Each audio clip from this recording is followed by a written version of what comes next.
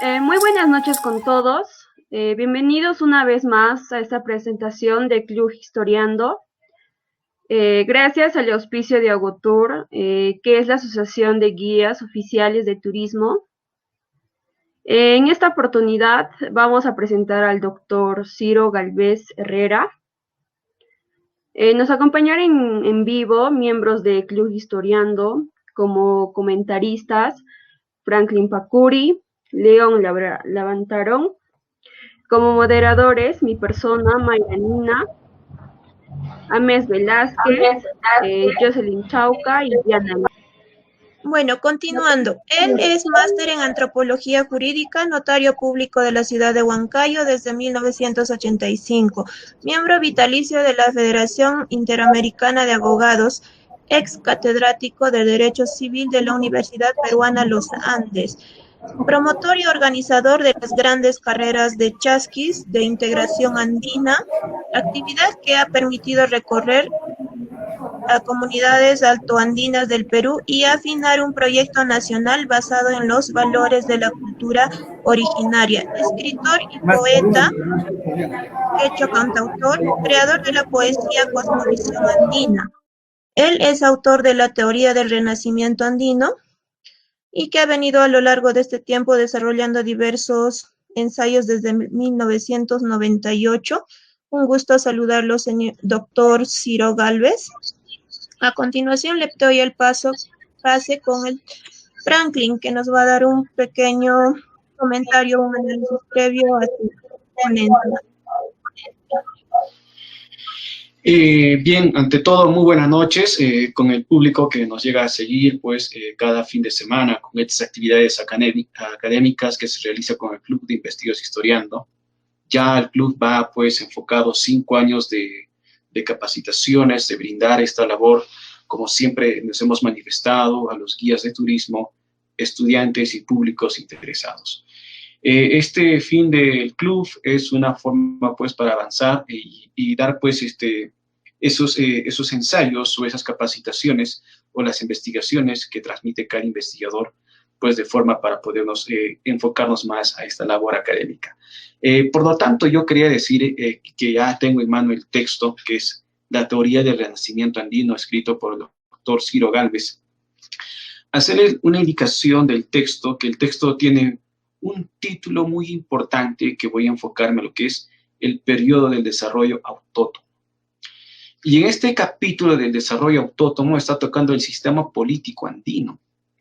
Una de las lecturas que realizaba a través de estos enfoques, también veo pues que toca fuentes muy especializadas a través de argumentos filosóficos.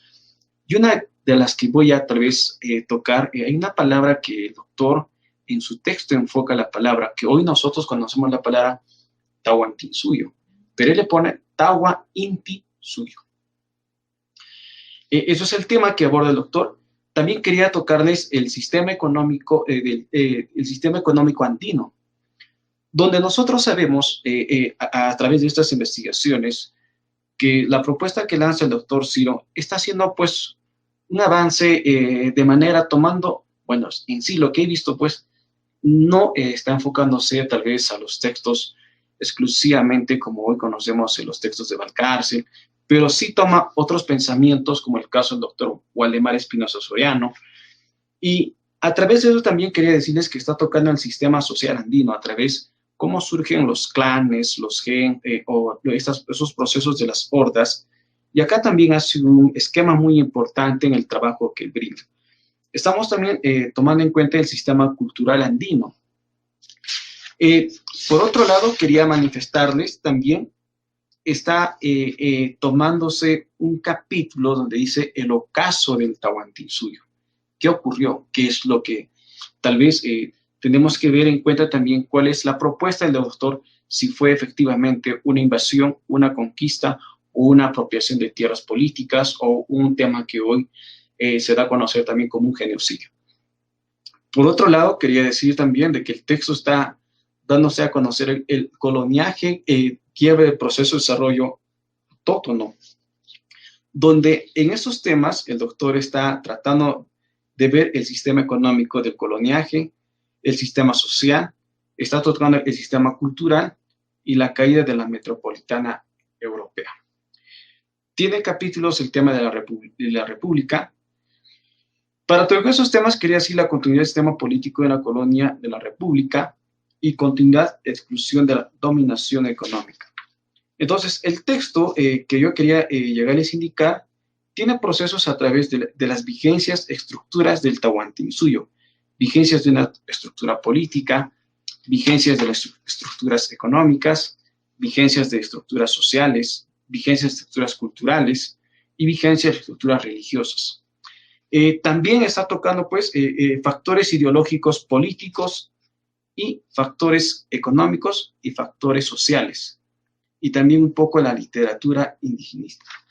Es un texto que tal vez en nuestra labor que tratamos de brindar estas capacitaciones, decirles, es un nuevo texto que está circulando en Cusco y tal vez sería una opción de obtener, pues, el pensamiento y las ideas que el doctor Ciro nos pueda transmitir esta noche. Esto es lo que les he tratado de comentar a través del texto. Y también a través de esto vamos a ceder.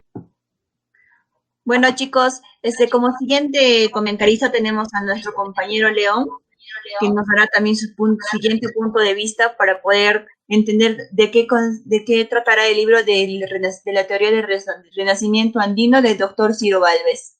Buenas noches, doctor Ciro Gálvez, bienvenido a este club Historiando, que es liderado por el compañero Franklin Pacuri, y aprovecharemos su tiempo. Gracias por la oportunidad que nos da. Compañera moderadora, es momento que el doctor Ciro entre. Posteriormente, yo estaré haciendo, al igual que Franklin, más comentarios sobre el contenido de esta obra. Perfecto, buenas noches. Excelente.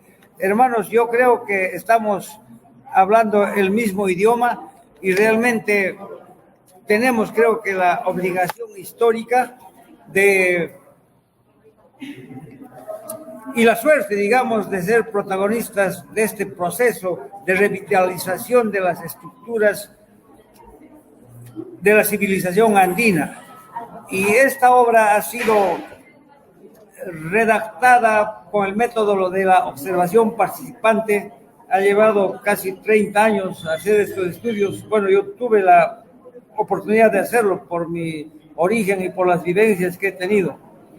Al respecto de la teoría de los renacimientos, Arnold Toynbee dice, voy a leer la página 20 en la introducción, dice que las civilizaciones en el curso de su existencia evolucionan pasando alternadamente por épocas de situación estática y épocas de situación dinámica, denominadas épocas de apogeo y de decadencia, o de evolución e involución, y que una de las causas del cambio de una situación a otra y viceversa en toda civilización, inclusive de su extinción, es su confrontación con otra civilización.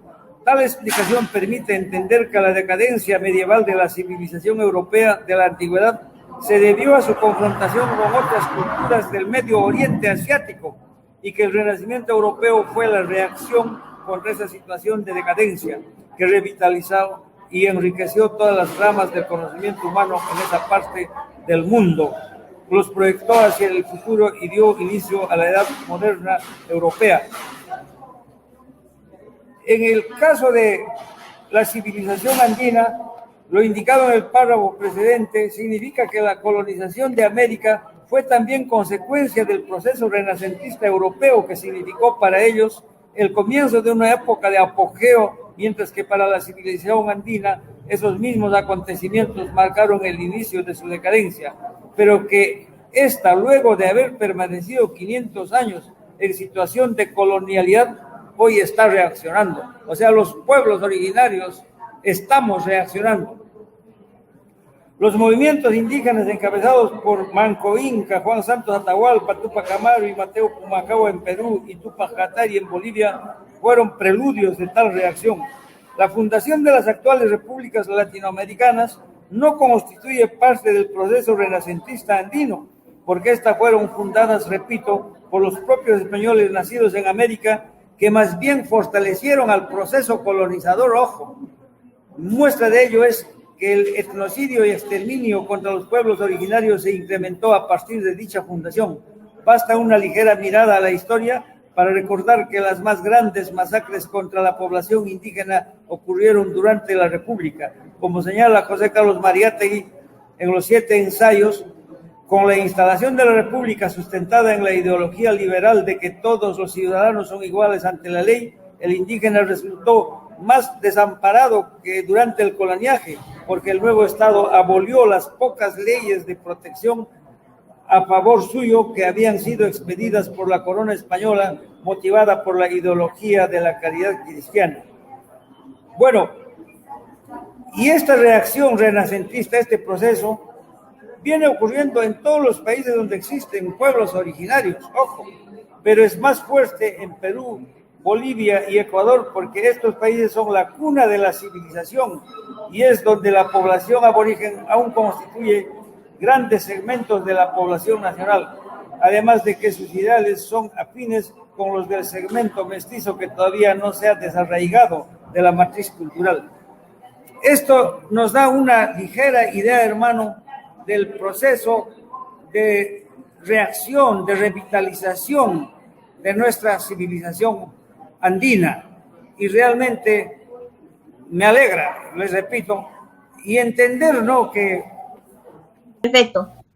Ya, entonces decíamos que como resultado de miles de años de desarrollo autónomo, surgieron desde las propias bases nacionales y se desarrollaron admirablemente las estructuras políticas, económicas, sociales y culturales, sin depender absolutamente de ninguna influencia extranjera.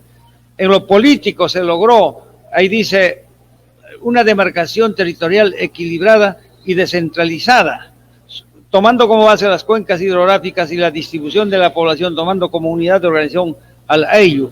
No hubo centralismo, absolutamente nada. En lo económico, con la práctica de la economía de previsión, yo le llamo economía de previsión y no de subsistencia como le llaman los economistas occidentales, y la agricultura como ocupación principal, bueno, se logró un estado de bienestar general. En lo social, una sociedad sin clases ni discriminación por el color de la piel. Y en lo cultural, ojo, ahí está el quid del asunto, se logró gran desarrollo en todas las ramas del conocimiento humano, hasta llegar a ser una de las 6 altas civilizaciones del mundo.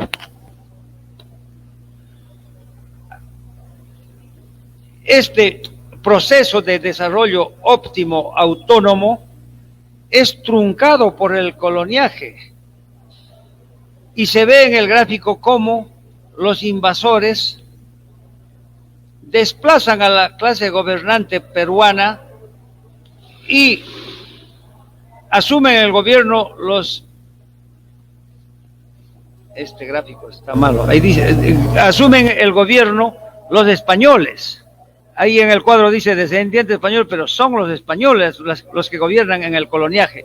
Y organizan un Estado occidental con modelo europeo en el territorio invadido, con estructuras políticas, económicas, sociales y culturales traídas de Europa, que las aplican verticalmente sin tomar en cuenta las estructuras políticas, económicas, sociales y culturales del Estado originario.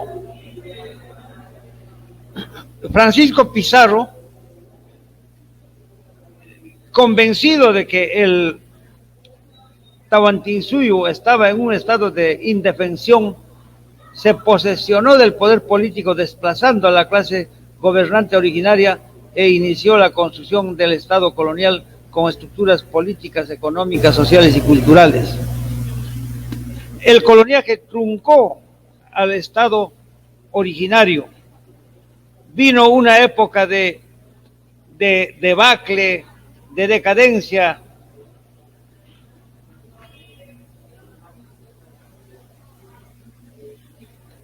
en el cual, en lo político, por ejemplo, desconocieron por completo la demarcación por cuencas y se repartieron el inmenso territorio,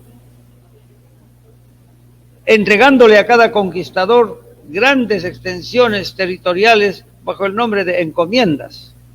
Durante el coloniaje, las encomiendas solo cambiaron de nombre por la de intendencias, y durante la República también se cambió solo de nombre, llamándoles departamentos, y hoy ya se está cambiándoles por el nombre de regiones.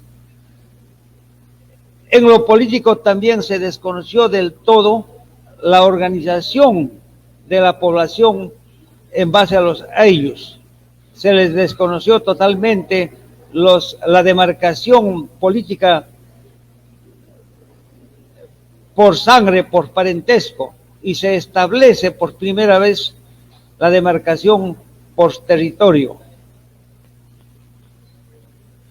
Pero mira, estos cuadros tienes que no está pues en orden, bueno, lamentablemente. En lo económico comienza el proceso de privatización de los terrenos de los ayllus, hoy comunidades, y se introduce por primera vez la economía de mercado, se introduce por primera vez el uso de la moneda, y en lo social se comienza a considerar a los pueblos originarios como una raza inferior, y comienza obviamente la discriminación por el color de la piel, por la raza. En lo cultural se considera desde la perspectiva colonizadora de que este es un pueblo primitivo que no tenía un sistema político organizado, que no tenía un sistema económico, llaman ellos en lo económico una economía de subsistencia, considerando estos pueblos como si fueran pobres, que no podían sostenerse si no tienen la ayuda paternal del colonizador, situación que hasta ahora persiste. Se desconoce, por ejemplo, el gran avance de las ciencias. Se dice que era una cultura incipiente que no había tenido ningún progreso en la medicina, por ejemplo, desconociendo del todo grandes avances como la trepanación craneana, que se creía eran solamente decorativas, ¿no? Pero hoy se ha demostrado que eran con fines medicinales para salvar vidas. En fin, se desconoce en todo. Para el español no significaba nada las grandes construcciones como Machu Picchu, Sacsayhuamán u Ollantaytambo. No significaban para nada las maravillas que son los andenes, como grandes avances de la ingeniería agrícola y de la ingeniería civil que permitieron hacer producir las heriazas laderas andinas.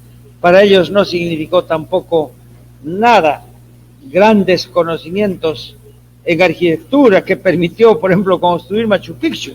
Bueno, toda esa época de debacle, de ruina de la civilización originaria debió ser reivindicada por la República, pero no fue así, porque esta fue fundada por los propios españoles, por los hijos de los españoles, con la misma visión colonizadora y sobre las mismas estructuras del Estado colonial, sin convocar a los pueblos originarios y más bien manteniéndolos en la misma situación de subalternidad y exclusión a la que habían sido confinados por el coloniaje.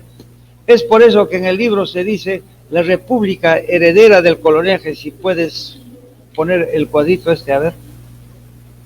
Ahí está, el Estado republicano. Ahí dice las mismas estructuras políticas, económicas, sociales y traídas por los colonizadores. Los gobernantes son descendientes españoles y siguen imponiendo esas mismas estructuras de manera vertical, contraponiéndose a las estructuras del Estado originario. Pese a que estas estructuras del Estado originario se hallaban plenamente vigentes y hasta hoy se hallan vigentes, como se explica en la última parte del libro. Bueno, continúan las estructuras del Estado colonial los pueblos originarios continuaron excluidos por el Estado, ahí lo vimos en el gráfico H. Como consecuencia de ello ocurrieron constantes rebeliones indígenas en el siglo XIX, así como las protestas y convulsiones de las comunidades campesinas en el siglo XX y en lo que va del siglo XXI con trágicas consecuencias. Continuaron las demarcaciones territoriales, la regionalización y centralismo coloniales. No se restableció la demarcación por cuencas, no se inició un proceso de descentralización orientado a recuperar ese estado descentralizado y armónico prehispánico. La República hizo la demarcación sobre la misma demarcación de las intendencias coloniales, solamente cambiándole de nombre por la de departamentos. Avance a la siguiente. Continuó el centralismo limeño. Lima no surgió, dice en la diapositiva, Lima no surgió como consecuencia del proceso de desarrollo, ni ganó sus fueros de capital por sus méritos como otras capitales del mundo. Surgió más bien por la necesidad del conquistador Pizarro de contar con un centro de operaciones para dominar el territorio invadido, de modo que, luego de consolidada la independencia, ya no se justificaba que Lima continuara siendo la capital. La independencia debió restablecer el desarrollo descentralizado, extirpando de raíz los males que la conquista nos trajo, pero como la propia clase gobernante colonial asumió el gobierno de la República, esta prefirió, dice, seguir gobernando desde la capital del coloniaje y desde el propio Palacio del Conquistador. Es por eso que hasta ahora al Palacio de Gobierno se le conoce con el nombre de la Casa de Pizarro. Continuó la exclusión política de los pueblos originarios. La República no le ha devuelto a los pueblos originarios el derecho a gobernarse por sí mismos que le usurparon los españoles a partir de 1532. Es obvio que hasta la llegada de Francisco Pizarro, nuestros pueblos eran soberanos. Sus gobernantes surgían desde las bases nacionales, desde los ayllus. En el libro se explica que en el incanato sí hubo una democracia sui generis, en la que los líderes, los joyanas, los apus, eran elegidos por consenso en un sistema de la llamada democracia consensual que se explica en el libro. La exclusión política tiene sus consecuencias graves. Una de ellas es el sentimiento de no pertenencia por la situación de exclusión en que permanecen los ayllus, hoy comunidades campesinas. Existe el sentimiento de que no pertenecen al Estado. A este lo ven como una institución extraña, que ellos no la han formado ni tampoco participan en su manejo. La proclividad al engaño, a políticos engañadores, bueno, esto es ya manera de chiste, ¿no? Que en las comunidades campesinas también como son engañados con los políticos, entonces ellos también han aprendido a engañarlos. Cada candidato llega, dice, trayendo regalos para hacerse querer, regalos que los campesinos lo reciben con alegría y efusivos aplausos, y dicen que votarán por el regalón, pero en el fondo no se sabe por quién van a votar. En este aspecto, en las comunidades campesinas es efectivamente así. Hasta ahora se ve cómo le reciben carambas con bombos y platillos a todos los candidatos y reciben regalos de todos. Por esa cuestión de, bueno, han sabido aprender a engañar, pero también se debe a otro factor, que la civilización andina, la cultura andina, nunca se opone a nadie, siempre da la bienvenida a todos. Es una cultura que practica la reciprocidad y la complementariedad. Entonces ellos están formados para no rechazar a ningún político, pero eso es un engaño para los políticos, porque estos piensan que van a recibir el voto de toda la comunidad, pero no es así. Avancé. La proclividad a la violencia política, esa misma situación de exclusión influye para que estos tengan fácil acogida al discurso violentista de políticos improvisados. Por la misma situación de abusos que recibió, ha generado en esta la proclividad a la violencia contestataria contra el Estado, a través de mítines violentos, marchas de protesta, bloqueos de carreteras, huelgas. Y por lo mismo también el discurso extremista de algunos grupos subversivos encuentra eco en algunos hijos de las comunidades campesinas. Continúa en la República la exclusión económica, continuó la apropiación de territorios comunales. Paradójicamente, el propio libertador Simón Bolívar fue el primero que dio un decreto en el mes de abril de 1824, proclamando que todos los terrenos de los ayllus, hoy comunidades, debían ser privatizados y parcelados. Ese proyecto de privatización y parcelación, como ustedes saben, continúa hasta ahora, pero las comunidades campesinas ya están tomando conciencia y entendiendo de que no es bueno que se privatice todo. Por suerte ya entendieron y ellos están aceptando la privatización y parcelación solamente de los lotes de terrenos en el área urbana, o sea, en la capital de la comunidad. Y los pastizales, las chacras, los terrenos ariazos de los cerros permanecen como propiedad comunal y eso es bueno. Continuidad del tributo indígena y la explotación laboral, eso es obvio que continuó, pero acá en el número 4 dice exclusión financiera y de la economía de mercado. La exclusión financiera significa, y esto es de público conocimiento, que hasta hoy el 95% de la población rural no tiene acceso al crédito. Ojo, no son sujetos de crédito para los bancos porque no tienen un título de propiedad de los terrenos que ocupan para poder con ellos garantizar en hipoteca por los préstamos que reciben. Y esto es un problema muy serio, no solo del Perú, sino en todos los países del mundo, en los que los propios organismos internacionales como la ONU o el Banco Mundial recomienda a los estados que solucionen este problema de la exclusión financiera, porque el crédito es un derecho y lamentablemente en el Perú no lo han solucionado hasta ahora. Hasta hoy el crédito está cerrado para los comuneros. Este es un tema tan importante que es tratado inclusive en las conferencias mundiales del CADE en el Perú, pero nunca han encontrado una solución.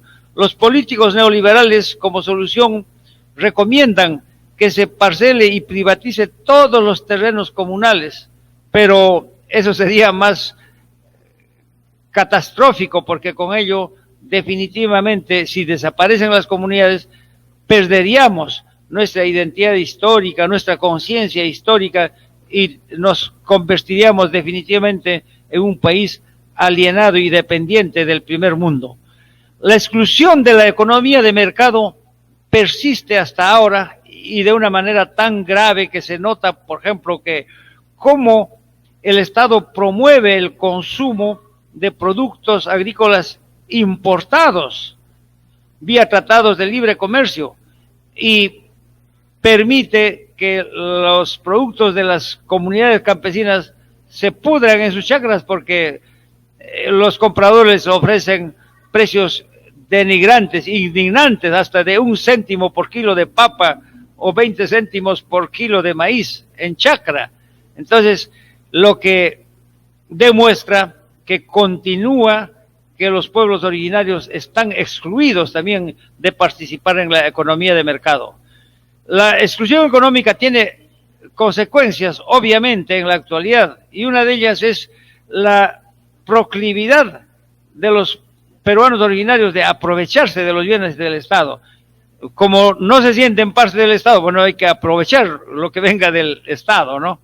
Y esto se ve no solo ya en los pueblos originarios, sino en todos los peruanos y más todavía en la población criolla, como a ver los alcaldes y todas las autoridades se aprovechan de los bienes del Estado y es por eso que abunda tanto los casos de malversación, de apropiación ilícita de fondos, alcaldes distritales, provinciales, presidentes regionales y el propio presidente de la República, cómo roban, cómo se aprovechan de los bienes del Estado. Avance a la siguiente página. ¿Me escuchan? ¿Aló? Se desconectó. Todo bien. ¿Se escucha? Sí, perfectamente. Ah, muy bien, gracias. Entonces, otra consecuencia es el desgano para trabajar. En el incanato está demostrado en el libro que la persona desplegaba el 100% de su capacidad para el trabajo, porque el quehacer humano era considerado deporte.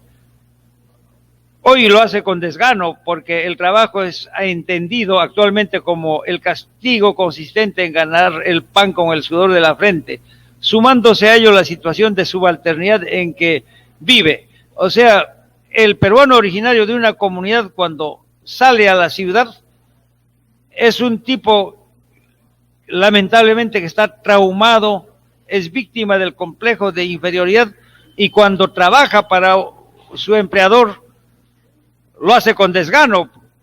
¿Por qué? Porque ha sido siempre víctima de abusos, de engaños.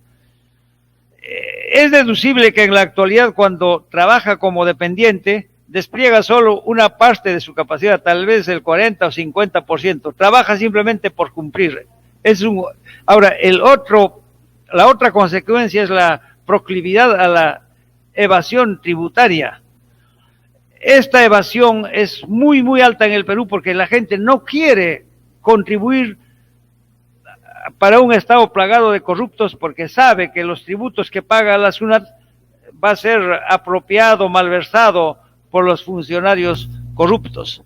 Actualmente, dice en el gráfico, por la irresponsabilidad y corrupción existente en la clase política gobernante, del 100% que percibe el Estado por tributos, utiliza el 87% en el sostenimiento de la administración pública y redistribuye solamente el 13% en obras de desarrollo.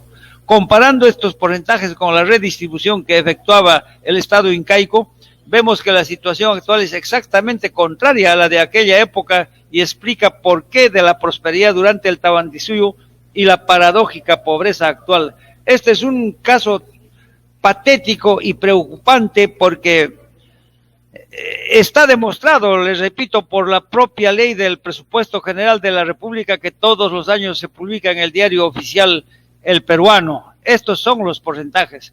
Lamentablemente, de tanto dinero que recibe el Estado, solo el 13% se revierte en la sociedad civil. El 87% se queda, como le digo, para sostener a tantos burócratas, tantos empleados públicos en cédulas vivas, pensiones de cesantía y jubilación. Es una situación lamentable que inclusive, ojo, basta con que un ciudadano haya llegado a ser congresista y ejerció ese cargo durante 5 años y ya se queda con la cédula viva, o sea, con una pensión definitiva de congresista. Eso es lamentable que ocurra en el Perú y en un país así, en donde el 87% de todo lo que nosotros los peruanos con tanto esfuerzo pagamos a la SUNAT se queda para sostener esa administración pública burocrática. Ahí vemos en el gráfico, en el lado izquierdo, el Estado Inca, del 100% de tributos que recibía, redistribuía el 87% a favor de la sociedad civil. En la actualidad, en el cuadro de la derecha, del 100%, redistribuye solamente el 13%. ¿Sí podía avanzar? Bueno, y continúa también durante la República la exclusión social. La República no incluyó en su proyecto la reivindicación de la población indígena, permaneciendo esta excluida y subalternizada. Continúa la discriminación basada en el factor racial, es obvio. Ahora el Perú es uno de los países más racistas del mundo. Continúa el etnocidio en agravio de los pueblos originarios. El Estado, la República actual, por su visión colonizadora, por su origen europeo, está orientado a desestructurar la cultura de los pueblos originarios. También hay casos ya físicos de agresión, como es el caso de la esterilización de mujeres campesinas, 300,000 según cifras oficiales ocurrida durante el gobierno de Fujimori. Esto es una cosa indignante, lamentable, que ha sido un escándalo en todo el mundo. Y la guerra étnica, por ejemplo, el Estado, Sendero Luminoso y MRTA con los pueblos, contra los pueblos indígenas. De la época de la violencia, se tiene informes que del 100% de víctimas fatales, el 56% fue obra de Sendero Luminosos. El 3% del MRTA y el 1% de las rondas campesinas. Esto grafica con claridad cómo los pueblos originarios estuvieron entre dos fuegos. Por un lado, los grupos marxistas subversivos y por otro lado, malos militares indignos de vestir el uniforme patrio que también masacraron a las comunidades. El resultado fue que del 100% de muertos durante la época de la violencia, el 80% son peruanos originarios de las comunidades campesinas. Y lo que más indigna es que son especialmente quechuas los que han muerto, la mayor parte que han muerto de nuestras comunidades. A mí me causa mucho dolor decir estas cosas porque las comunidades de mi pueblo son las que fueron arrasadas en esta guerra que nosotros no tuvimos nada que ver. Bueno, la exclusión social tiene sus consecuencias. Uno de ellos es el achoramiento. Bueno, el migrante andino, el peruano originario en la ciudad, adopta poses de rechazo a quienes lo discriminan. O sea, se pone en la posición defensiva de no dejarse pisar. Tal actitud llega, dice, a traducirse en conductas agresivas, falta de respeto y en el ejercicio de la viveza criolla ante quienes no forman parte del propio grupo, sean estos de arriba o de abajo. Bueno, es lo que llamamos el achorado, ¿no? Para defenderse. El complejo de inferioridad, como lo dijimos antes, la actitud de los discriminados expresa un complejo de inferioridad, de sentirse menos que los demás. Hay poca autoestima cultural, por eso que muchos de nuestros hermanos de las comunidades campesinas se avergüenzan, tienen miedo de hablar nuestro propio idioma, tienen miedo de identificarse como hijos de una comunidad y más bien adoptan actitudes y comportamientos alienantes que no son propios de nuestra civilización andina. La conflictividad social, bueno, la verdadera identidad de los pueblos originarios y mestizos aflora cuando ocurren ya hechos demasiado graves, ¿no? Recién cuando sufren atropellos, como se dice criollamente, se nos sale el indio y hay papas y mancha, yumpa y taña, sarupia optinchego y mano optinchego, ya o sea, reaccionamos también de manera violenta, a pesar de que somos un poco miedosos, tímidos por la discriminación que hemos sido víctimas, ¿no?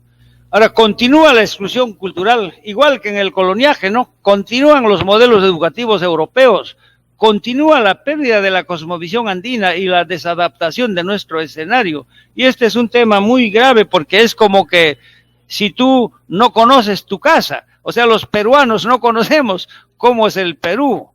Y por eso es que la clase política que surge de las élites de la capital de la República, obviamente va a gobernar en contra o, digamos, sin orientar el proyecto político a favor del Perú, y menos a la de los pueblos originarios.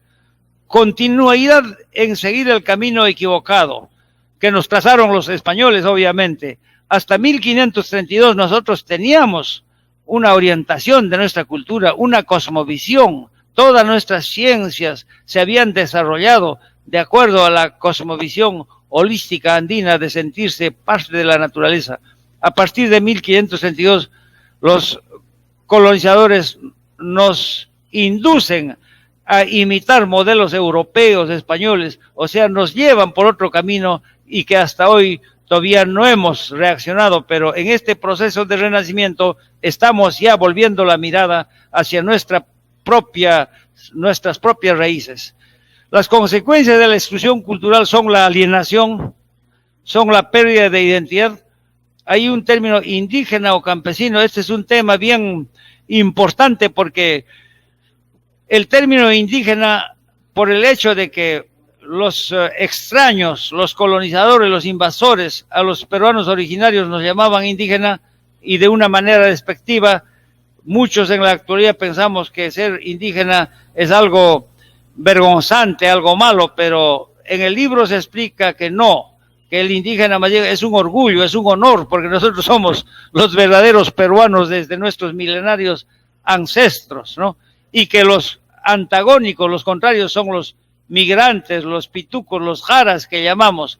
Chaymi wawqipanikuna manam pengakunachu indígena ni waptinchik, ñuqanchik kaqmi, lliw kay yuyaypa peruanukuna kanchik, lliw kay chakrakuna imakunapas ñuqanchikpam, y chay qarakunaqa riki huklawmanta hamuqmi, Españamanta, Europamanta hamuqkunam chay qanrakunaqa. También tenemos poca autoestima, por lo mismo que nos han traumado, nos han subalternizado, no tenemos autoestima, no sabemos valorar lo que somos, no sabemos, ¿qué te digo?, entender que somos una de las 6 altas civilizaciones del mundo.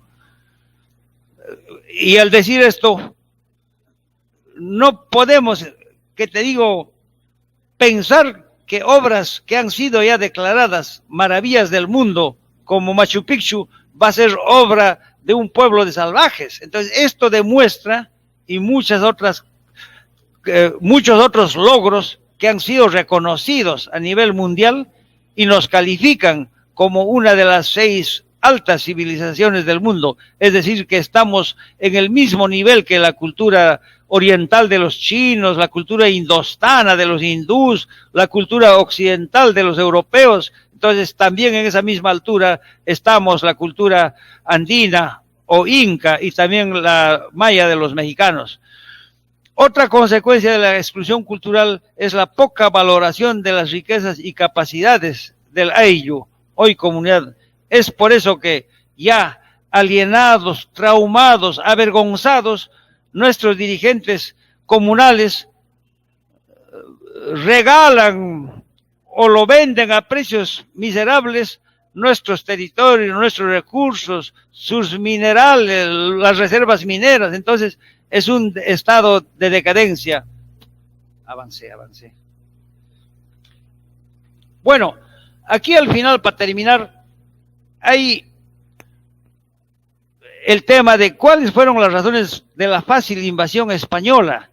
En el libro se explica que el Tahuantinsuyo fue una confederación de pueblos autónomos, que entre ellos no había una cohesión plena, no era un estado unitario, centralista, con unas fuerzas armadas que defendieran sus fronteras, nada de eso. El Tahuantinsuyo fue un pueblo de agricultores, no de guerreros, y cada etnia, cada pueblo era autónomo. Es por eso que cuando llegan los españoles no hubo una resistencia masiva de todo el Tahuantinsuyo, no hubo, y más bien algunas etnias, algunos pueblos como Cajamarca, los Cañaris, los Huancas, ayudaron al invasor para cargar contra el Cusco. Y eso se nota hasta ahora, bueno, que cada pueblo, cada región mantiene su identidad. La cosmovisión andina fue otra razón. En la cosmovisión andina todo tiene vida y nosotros entendemos que la Mamapacha es un mundo de las diversidades en continua evolución, donde surgen personas nuevas, surgen nuevas situaciones, nuevos cambios, y es por eso que cuando llegaron los españoles, los peruanos lo entendieron como que fuera algo natural, sin imaginar que estos españoles eran gente que venía a destruirlos, a masacrarlos, a matarlos. El mito de los huiracochas, bueno, en el imaginario colectivo existía la creencia de que en cualquier momento emergerían del mar los dioses huiracochas, pero una cuarta razón que no lo han analizado antes es la atracción sexual entre personas de razas diferentes. En el cuadro dice, el hecho de que los pueblos originarios vieran como dioses a los españoles, con facciones diferentes, blancos, poblada barba, ojos azules, aparente invulnerables por sus corazas, influyó para que las mujeres peruanas se sientan atraídas sexualmente por los invasores, lo cual fue aprovechado golosamente por estos, ¿no?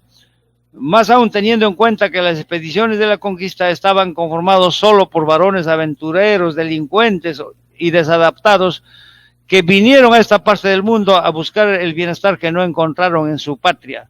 A ello se debe, bueno, se debe también a que las mujeres solteras del Tahuantinsuyo, ojo, de acuerdo a su cultura, podían hacer el uyuanacuy o siribinacuy, que llamamos actualmente el matrimonio a prueba, por cuya razón confiaron en esos bellacos españoles, ¿no?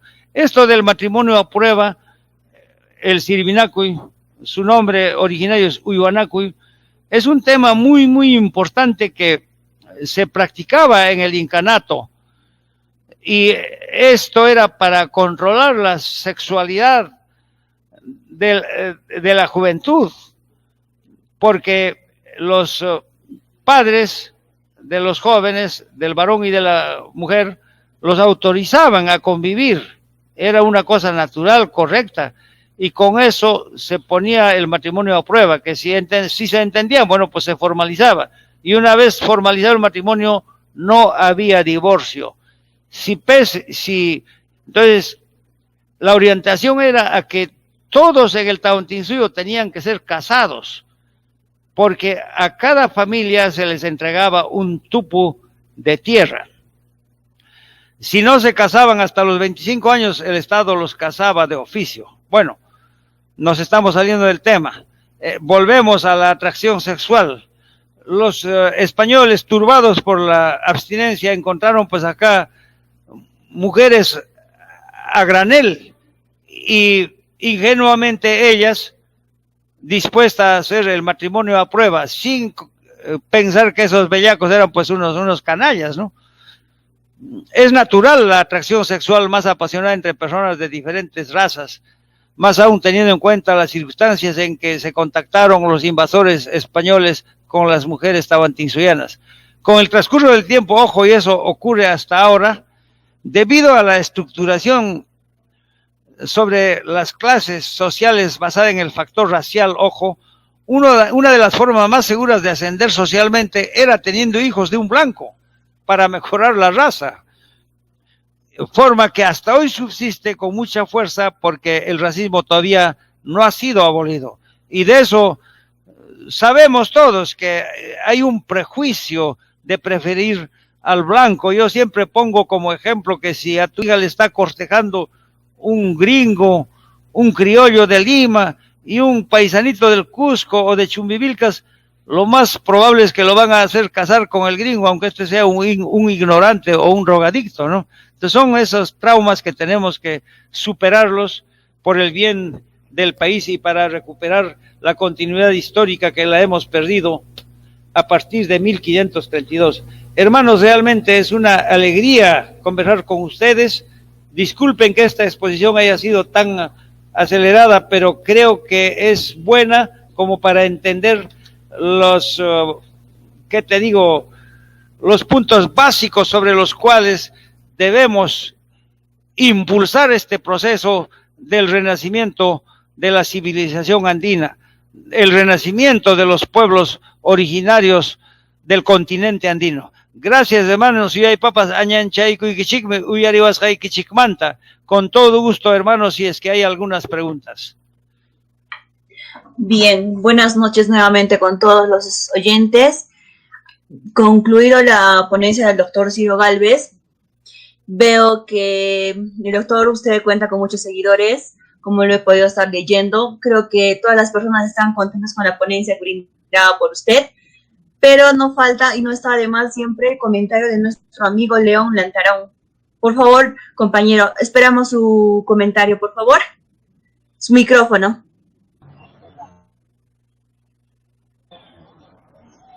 Gracias. Un saludo muy cordial, doctor Ciro. ¿Me oyen? Sí, claro que sí, hermano. Uyarishkaike. Allí mi hueracocha, curahuaycay Ciro, rimamuscaiki, que hay renacimiento andino en Escamanta. Señores, hermanos, amigos, muy agradecido por la oportunidad que ha dado este club al doctor Ciro para que nos explaye sus conocimientos, para que nos motive, para que nos argumente el renacimiento andino. Bueno, me piden un comentario. Este libro es muy bueno. Por ejemplo, dice que la palabra curaca proviene de las palabras quechuas cura, kaj. Curac significaría mayor y kaj el quien es. Y también el doctor Ciro nos ha dicho mediante su ponencia de que el término correcto sería Huihuanacuy. Acá en Cusco se conoce como Servinacuy. Ya seguramente ha sido una tergiversación del idioma, porque Servinacuy provendría de la palabra española servir, ¿no? Y el doctor Pero nos ha aclarado. se refiere al mismo Huihuanacuy, ¿no? Huihuanacuy, claro. Huihuanacuy. Tenerse. Quererse, tenerse entre ambos. Así es. Sí, y en el tiempo de la colonia y en el tiempo de la república se ha tergiversado a Servinacuy. Y usted nos decía que lo correcto es Huihuanacuy. Yo también creo que es así. El renacimiento andino tiene que darse. Y este libro da buenas luces para que se dé el renacimiento andino. Así como hubo un renacimiento europeo, también en estos tiempos de globalización convendría que haya un renacimiento andino para, por ejemplo, solucionar el problema de la comunicación. En las comunidades campesinas actualmente, doctor, señores integrantes del club Historiando y todos los que están en línea con nosotros, en las comunidades campesinas actualmente no hay buena comunicación. Y el renacimiento andino tiene las pautas para que haya una buena comunicación, porque así como el descanso es una necesidad básica o la alimentación es otra necesidad básica o una necesidad primordial, también la comunicación es una necesidad importante. Y en las comunidades campesinas actualmente no hay una buena comunicación, y mediante el renacimiento andino podemos lograr una buena comunicación, vale decir, aprendiendo quechua y comunicándonos entre todos, adecuada y correctamente. Al respecto, hay que acotar que la gran adversidad geográfica del Perú hizo para que en la época prehispánica cada pueblo sea autónomo, se autosostenga, precisamente porque tenemos la gran diversidad de climas. Y eso es lo que, como hay tantos climas en una ladera andina, en el clima tropical en la quebrada se producía productos propios del clima cálido. Hoy se produce todavía caña de azúcar, frutas, condimentos, un poco más arriba frijoles, panamitos, porotos, un poco más arriba cereales como el maíz, el trigo, la cebada, más arriba papa, oyuco, macho, más arriba maca, kiwicha y en las punas los pastizales. Esta diversidad de climas nos permite producir en el mismo terruño la variedad suficiente de alimentos que posibilitaría que cada pueblo sea autónomo. Entonces, con esto apuntamos a que no seamos dependientes de una capital centralista como Lima, porque cada región, cada pueblo, cada cuenca hidrográfica era autónoma durante el Tahuantinsuyo y hoy también se necesita volver a esa visión.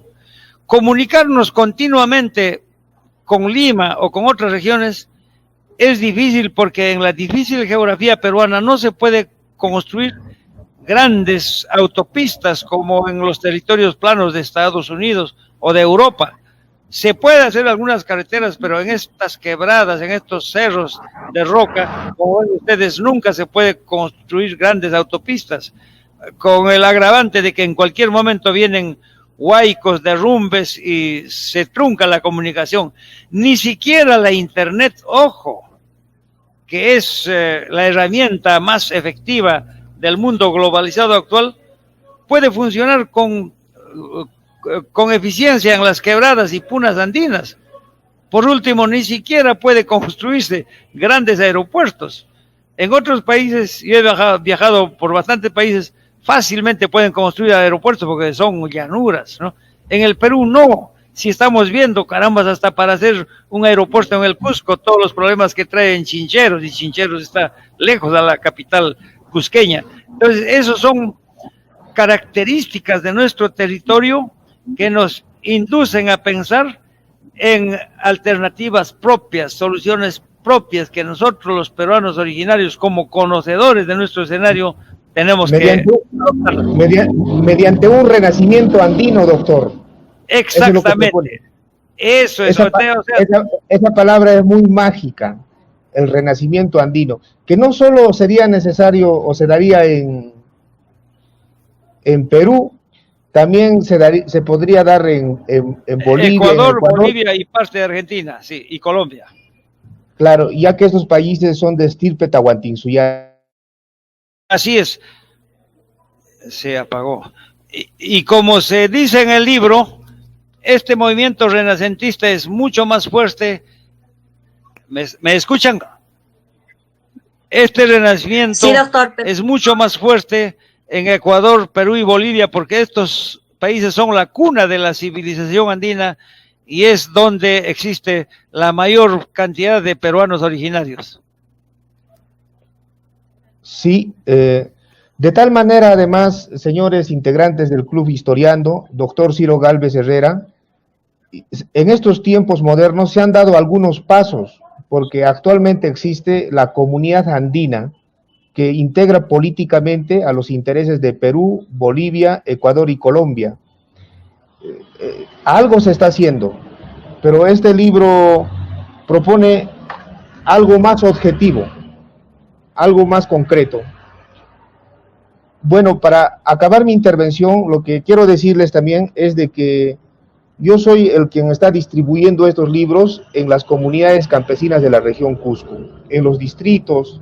Yo he estado en Combapata, Cusipata, Marcapata, Colquepata, Pilcopata, Cosnipata, que son municipios actuales de la región, difundiendo este libro porque estoy convencido de que en estos tiempos de globalización sí convendría que haya un renacimiento andino. Sería mágico, sería bello, ya que el grueso demográfico de Cusco, por ejemplo, sí habla quechua, la cultura es humeante. Y Franklin, quien lidera este club Historiando, es testigo porque él viaja a hacer trabajos de investigación cultural histórica por Ollantaytambo, Pacaretambo, Suicutambo, Limatambo. Así se llaman actualmente los distritos de la región Cusco. Y eso también es evidencia de que el idioma es algo muy rico, porque tiene morfemas como Quillabamba, Urubamba, Chayabamba, Guayabamba. Yo en mi corazón y en mi mente estoy convencido de que urge un renacimiento andino y sugiero y pido a que lean este libro que ha sido escrito por el doctor, por el amauta Ciro Gálvez Herrera. Eso sería mi intervención. Gracias. Gracias, León, por esos elogios. El renacimiento andino es un proceso que tiene que ocurrir, aunque no le guste a muchos peruanos de ascendencia española. Eso no depende de una ley o de un gobernante, sino que son procesos antropológicos, sociológicos que tienen su propia dinámica. Así como el renacimiento europeo no pudieron impedirlo algunos europeos que abogaban por lo clásico, por lo tradicional, pero vinieron los renacentistas y revolucionaron todo. Igual en el mundo andino está ocurriendo este proceso que está siguiendo su curso.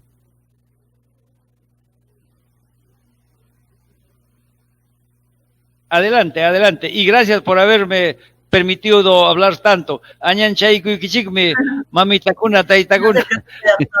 Al contrario, las gracias son de parte de nosotros. Bien, tenemos una pregunta muy importante y un poco explícita de nuestro amigo Edwin Arios, que dice, ¿este renacimiento andino debería iniciar en las aulas universitarias, los institutos y colegios, etcétera? ¿Acaso sería un inicio a la incursión y o implantación de nuestro idioma quechua como obligación dentro de la currícula? En opinión propia. Mientras estemos con un sistema educativo europeo, ese sistema europeo es la expresión de la cultura occidental europea, de la cultura invasora, y ellos no van a impulsar el renacimiento andino. Como dije hace unos minutos, la república actual, fundada por los propios descendientes españoles, está orientado por su visión colonizadora a desestructurar a la cultura subyugada. Está orientado inconscientemente, ellos no se dan cuenta, los políticos, los gobernantes del Estado peruano, que con la visión colonizadora de la república cada vez se viene desestructurando la civilización andina. Es por eso que mucha gente dice, no, ¿para qué? Eso no sirve, eso es del pasado, eso es de esos cholos, de esos ignorantes, de los indígenas.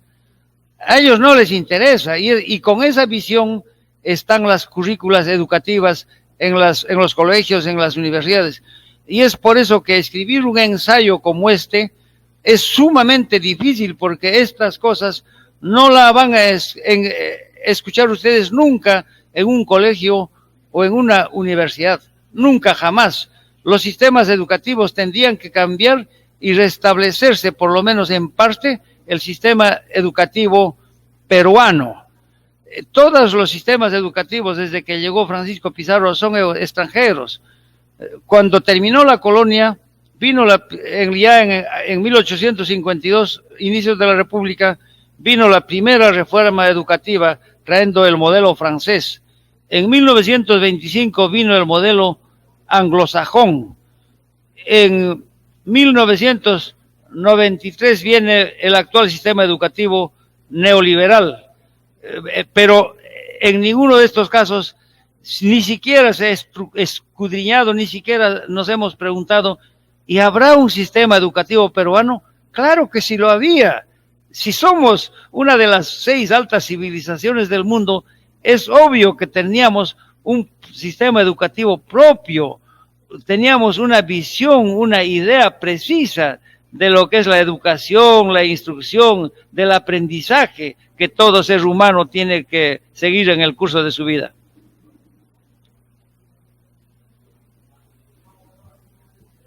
Bien, doctor, gracias por la respuesta. Tenemos una pequeña pregunta muy breve, si esto se podría ilustrar en el mito del Incarri. ¿Me repite, por favor? Nos dice que si puede ilustrar el mito del Incarri. O sea, su persona se podría ilustrar. Miren, acá tiene mucha importancia analizar por qué 160 españoles lograron introducirse tan fácilmente y dominar a una nación de 15 o 20 millones de peruanos originarios. Es que el Tahuantinsuyo fue un país de agricultores, no fue de guerreros. Entonces, este pueblo, al verse subyugado, avasallado por una cultura belicista europea, ojo, los españoles sí eran guerreros. Toda Europa siempre ha sido una cultura de guerra, de violencia. Ellos siempre han estado preparados para guerrear, para matar. Los peruanos originarios no, nosotros éramos gente muy noble, más dedicada a la agricultura. Entonces, al ser avasallados y masacrados, exterminados por esa cultura invasora, lo que nos quedó fue una especie de válvula de desfogue. ¿Cómo? Por ejemplo, formas de protesta bajo el llanto, es el taquiongo y que hasta ahora lo conocemos.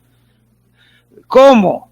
Creando mitos de esperanza como el Incarri, de que en algún momento van a venir nuevos tiempos para que nosotros podamos recuperar todos nuestros derechos que lo perdimos a partir de 1562. Ese es el mito del Incarri y ese es precisamente el mismo mito del Pachacuti o renacimiento. Renacimiento en quechua se dice Pachacuti, el cambio, la renovación. Entonces esos son mitos que están encuadrados de esta ley de los renacimientos. Esta ley de los renacimientos es una ley sociológica, antropológica, que la describe Arnold Toynbee. Así se llama su obra, la ley, los renacimientos en el mundo, y él describe cómo todas las civilizaciones del mundo pasaron, como dije al comienzo de esta conferencia, por etapas de apogeo y de decadencia, evolución o involución. Y nosotros los andinos, los incas, no somos una excepción, seguimos ese mismo curso de la historia. Ya vino la época de apogeo aproximadamente hasta Huayna Cápac, y de ahí comienza la decadencia, y coincidentemente llegan los españoles y precipitan esa decadencia, esa ruina de nuestra civilización. Pero luego de 500 años, como dice en la introducción del libro, estamos reaccionando, y la reacción es mucho más fuerte, le repito, en Ecuador, Perú y Bolivia, porque ahí es donde existe la mayor población originaria. Entonces ese mito del Incarri está encuadrado de esta lógica, y es un proceso, como digo, que nadie lo va a evitar. Es imposible evitarlo. Yo sé que otro que Buscando un Inca de Alberto Flores Galindo también está dentro de esa misma lógica. Las obras de José María Arguedas, aunque José María Arguedas en los últimos años de su vida dudó de sus teorías, ¿no? Y hasta se suicidó, porque en los años 1968-69 comenzaron los grupos conservadores de la derecha blanca en el Perú, los aristócratas de Lima, comenzaron a denigrarlo, a criticarlo, diciendo que era un pasadista, un retrógrada, un soñador que quería resucitar a una cultura muerta. Y no fue así, pero lamentablemente José María Arguedas se suicidó. Una de las razones para que se autoelimine fue eso, creer equivocadamente que él había luchado durante toda su vida, había investigado, había escrito tantas obras, para que a las finales eso no le sirva de nada y que era realmente una cultura muerta. Y lo denigraban, especialmente Mario Vargas Llosa. Ahí está la obra, la Utopía Arcaica, ¿no? Y una muerte anunciada. Vargas Llosa se ensaña con el maestro Arguedas, a quien yo tuve el honor y la suerte de conocerlo, y José María Arguedas se suicidó, se mató. Pero si hoy José María Arguedas viviera, se convencería de que la cultura andina, la civilización andina está viva y está en un proceso muy dinámico de revitalización.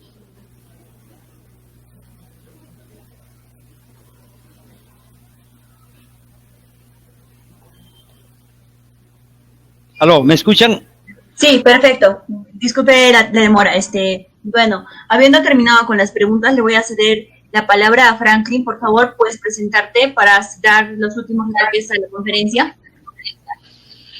Bien, doctor, como habíamos escuchado ya el discurso que nos propuso acerca del renacimiento andino y los capítulos que nos da a conocer en el texto, yo quería ver el caso cuando uno de los temas al enfoque andino tocaba acerca de unos ayllus, hordas. Me gustaría su manera de justificación, porque este tema de los hordas, según mi persona, como bien lo ha dicho Roger, donde vengo haciendo indagaciones acerca del mundo andino, investigando qué es el camino de esto, si realmente tomó en cuenta las obras de Luis Eduardo Valcárcel, que es el año del imperio, y así también las obras de Italo Berti, un arqueólogo cusqueño que falleció aquí en la ciudad de Cusco hace poco tiempo, y también hay obras pues de lo que se puede entender de Jacinto Gijón Caneño y en las publicaciones de Horacio Ortega acerca de estos procesos de, como usted hablaba, de la parte prehispánica, y en estos enfoques yo vi pues que citaba los textos de Luis Valcárcel, pero no sé si lo estaría citando pues al texto exclusivamente del Ayllu del Imperio, porque es una publicación de 1912. Por otro lado, también quería yo felicitarle y contribuir con esto cuando hace pues unos alcances prácticos acerca del enfoque de lo que es el desarrollo económico, el desarrollo político, porque vi que su persona había tomado en cuenta los trabajos pues de Waldemar, de por ejemplo, que usted dice, José Mariátegui, de Buscando el Inca, una obra que es muy importante reconocer estos personajes. Esto, doctor, yo quería ver también de que había tomado en cuenta los trabajos de la parte agraria de John Murray y María Rostrovsky. Sabemos que estos investigadores, pues, enfocan bastante el estudio antropológico para ver esta formación del proceso de la agricultura. Eso sería a mi alcance, doctor. ¿Cómo podría justificar el tema de los hordas? Eso tengo duda para yo creerme. El tema de los... Horda. Cuando toca el desarrollo prehispánico, hordas. Hay una palabra que pone en el texto, hordas. Bueno, por la misma configuración geográfica tan adversa, en la cual cada microrregión estaba poco conectada con las otras regiones, tenía que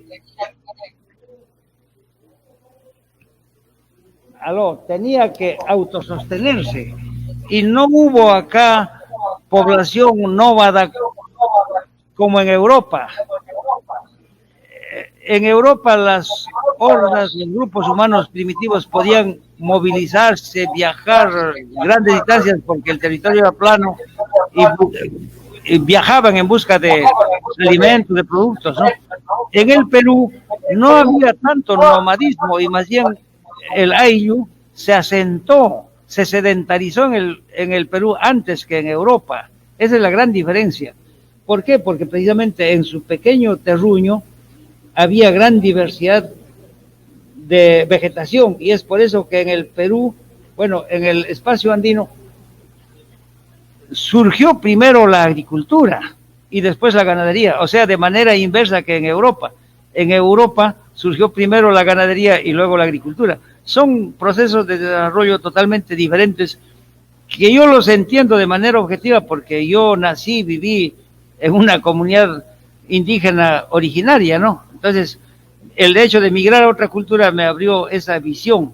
Ahora, este libro tiene esa característica de que está escrito, y creo que es por primera vez, desde la visión del pueblo sojuzgado, desde la visión indígena, a diferencia de todos los demás antropólogos, sociólogos, historiadores, escriben desde la visión occidental europea. Hermano, y yo hubiera querido nacer en Cusco. Cuando me muera, y si es que existe la reencarnación, voy a nacer en el Cusco, porque Cusco es la metrópoli del mundo. La propia palabra Cusco quiere decir ombligo del mundo. Entonces, ustedes deben sentirse orgullosos y van a ser la cuna del Renacimiento. Bien, doctor, dándole las gracias del caso por la ponencia del día de hoy. Vemos que usted tiene mucha admiración de muchos de los peruanos, tanto en la ciudad de Cusco y de los diferentes lugares que nos siguen, ¿no? Las felicitaciones de todo el caso, y darle las gracias, ¿no?, por la ponencia brindada el día de hoy. Y bueno, también mencionarles, chicos, o todos los oyentes del día de hoy, que el día 14 de noviembre tenemos la ponencia del doctor Luis Millones con el tema Taquioncoy, un reconocido doctor que es un historiador y antropólogo conocido por estudiar la etnicidad y la religiosidad andina. Bien, chicos, gracias por habernos seguido el día de hoy, y nos despedimos con un caluroso abrazo y por habernos escuchado, y agradeciéndole principalmente al doctor Ciro Gálvez por la ponencia brindada el día de hoy. Muchas gracias, doctor. Buenas noches a todos. Gracias a ustedes y un saludo a la juventud. El renacimiento andino es indetenible y tiene que surgir ya en un nuevo contexto del mundo globalizado, pero sin perder nuestra identidad. Y eso va a ser la gran tarea de las nuevas generaciones, que recuperemos nuestra identidad en otro contexto, en el contexto actual del mundo de la electrónica